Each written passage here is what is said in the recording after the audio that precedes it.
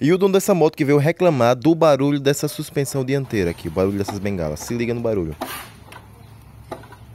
Então eu resolvi tirar essas bengalas para ver o que estava acontecendo. Para tirar, eu tenho que tirar esses dois parafusos 12 da pinça de freio, esse parafusinho 8 aí que segura esse parafuso, e essa porca 19 do eixo, e esses parafusos 14 aí da mesa inferior, e esses parafusinhos 10 da mesa superior.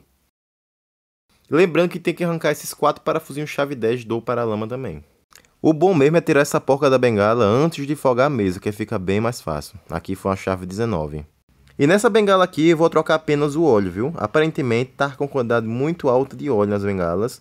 E essa é a posição, ó. Essa parte mais fechada da mola para baixo, depois vem esse tubinho, depois vem a porca.